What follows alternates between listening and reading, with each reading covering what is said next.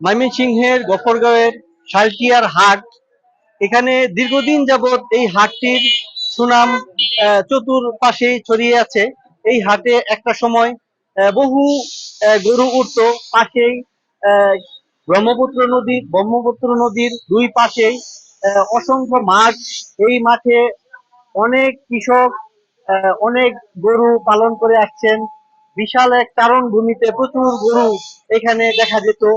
এই গরু এই স্থানীয় হাটটি দীর্ঘদিন যাবৎ এই হাটে বিক্রি করত।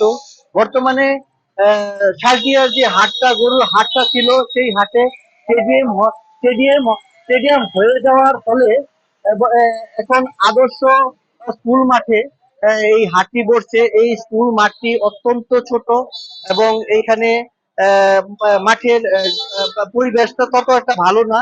এখানে আগের তুলনায় প্রতি হাটে যে পরিমাণ গরু এই হাট এই হাটে উঠতো বা দেখা যেত, এই হাটে এই পর্যাপ্ত পরিমাণ গরু আমরা দেখতে পাইনি। পাশাপাশি এখানে একটা সময় যে ক্রেতা ছিল, এই ক্রেতাও এখানে তেমন ভাবে পাওয়া যাচ্ছে না। এখানকার যে ইজারাদার, ওনাদের সাথে কথা বলার চেষ্টা করেছি, কিন্তু তেমন ভাবে কারোর সাথে কথা বলতে না পারায় তাদের এই হাটের ব্যবস্থাপনা বা যে সকল অব্যবস্থাপনা রয়েছে, এই সকল বিষয়ে আমরা কোনো ব্যাপারই কোনো কিছু জানতে পারিনি। ফলে এখানে সাধারণ যারা ক্রেতা রয়েছেন এবং যারা বিক্রেতা রয়েছেন, তাদের কাছে আমরা একটা বিষয় জানতে পেরেছি যে এইখানে অনেক অব্যবস্থাপনা রয়েছে এবং এই গরুর হাটে মাঠটি অনেক ছোট। পাশাপাশি ক্রেতা সাধারণ কম। আর যে পরিমাণ গরু উঠার কথা, যে একটা সময় দেখা যেত যে গফরগাঁওয়ের এই শালটিয়ার হাটে অনেক বড় বড় গরু উঠতো এবং বিভিন্ন এলাকা থেকে দূর দূরান্ত থেকে এইখানে এই হাটে গরু কিনতো এবং বেচা কেনা হতো। প্রচুর গরু এখানে বেচা বিক্রি হতো। এখন সেই অবস্থা নেই। এখন হাটের কারণে এই এখানকার ক্রেতা এবং বিক্রেতারা হতাশা প্রকাশ করেছেন। পাশাপাশি এখানকার স্থানীয়রাও বলছেন যে এই হাটে যদি এভাবে বিক্রি হয় গরু, তাহলে যারা এই হাটটি ইজারা নিয়েছেন তারাও ক্ষতির মুখে পড়বে। আজকে অনেক ক্রেতার সাথে আমরা কথা বলেছি এবং তাদের সাথে এই হাট সম্পর্কে আমরা অনেক কথাই জেনেছি। কিছু ক্রেতা তাদের অনেক অসুবিধা আমাদেরকে জানিয়েছেন এবং তাদের সাথে আমরা কথা বলেছি। এখন আমরা তাদের সাথে আরো বিস্তারিত তাদের সমস্যাগুলো আমরা তাদের মুখ থেকে শুনবো। এই জায়গায় যে গরু হাট আগে ওই দিকে ছিল, ওটা অনেক ভালো ছিল। বিশাল মাঠ ছিল, মানুষের যাতায়াত আসা যাওয়া সব দিকে সুবিধা ছিল, গরু অনেক বেশি আসতো। এখন এই জায়গাটা আসায় যে পুরা কাদা হয়ে গেছে, বৃষ্টি লেগে মানুষের গরু দেখতে পারে না, পিছনে যায় যে গরু দেখবো সুন্দরভাবে, ওই জিনিসটা করতে পারতেছে। এই হাটে গরুর মানে গরু কেমন গরু উঠছে? কম কম কম কম এই তুলনায় অনেক কম উঠছে। ওই জায়গাটা তো অনেক বড়, তাই অনেক বেশি গরু আসতো। আর বিশেষ করে মনে হয় যে এটা প্রথম বাজার, তো এখন এই জন্য হয়তো কম আসছে, এরকম হইতে পারে। তো আমি গরু হাটে আসছি বা গরু কিনি বাবার সাথে বা নিজে আই চাচার সাথে গরু কুরবানি গরু কিনছি। হাজার হাজার গরু গরু উত্তর ওই পাশে থেকে এই পাশে পর্যন্ত, নান্দার কোন, হিসেনপুর কোন, ঈশ্বরগঞ্জ পর্যন্ত যে বালুকা যা আছে সব গরু আসছে। গফরগাঁও আইতো এই গরু হাট আমি দেখছি। আগে যে গরু বেচা কেনা হইতো আইতো অনেক গরু, কোন সুন্দর পরিমাণ গরু আসে না। বিভিন্ন এলাকাতে গরুর হাট বসাতে এই বাজারটা আগের যে জৌলসটা ছিল এইটা নাই। আসলে এই কথাটা কি? হ্যাঁ, এটাও সত্য, এটাও সত্য, এটাও সত্য।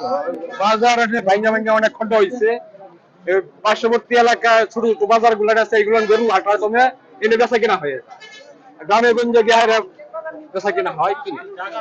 আমি 5 লাখ টাকা দাম চাইতেছি, 5 লাখ টাকা দাম চাইতেছি, 3,70,000 টাকা 70 বলতেছে। আমার টার্গেট 4-এর কিছু উপরে। এই যে আজকে যে হাটে আনলেন, হ্যাঁ, ক্রেতা কেমন বুঝতেছেন? একদম কমে। কত টাকা তো নিচ্ছেন? আমি 1,22,000 টাকা লাগি। কত চাইতেছেন দাম? 40, 1,40,000। 1,40,000। কত হলে বিক্রি করবেন? লাখের কম থাকবেন। দাম থেকে 2,60,000 টাকা। কত হলে বিক্রি করবেন?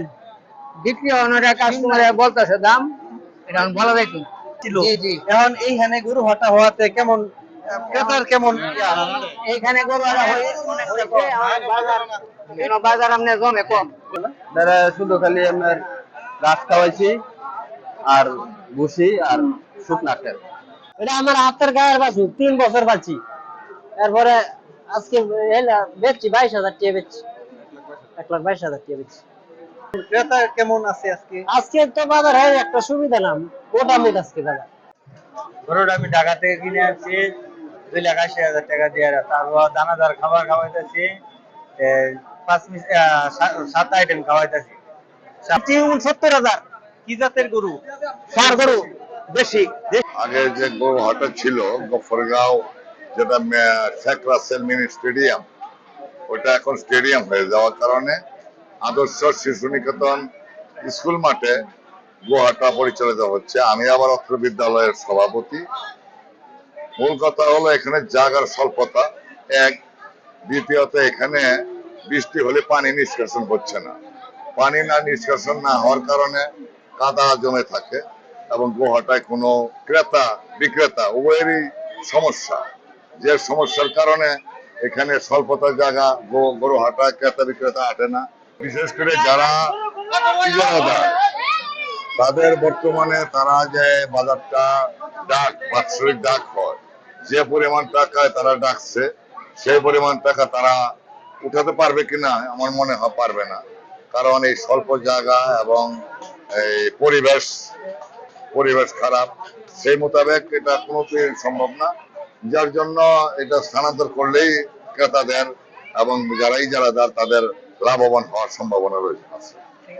আমরা সাধারণ ক্রেতা এবং বিক্রেতাদের কাছ থেকে ওনাদের বক্তব্যে আমরা এগুলা জানতে পারছি। এই হাটটি যদি আরো প্রসার করা না হয়, তাহলে এখানে যারা ইজারাদার রয়েছেন তারা এখানে যে বেচা বিক্রির যে সুষ্ঠু পরিবেশ, এখানে সেই সুষ্ঠু পরিবেশ তারা করতে পারবেন না।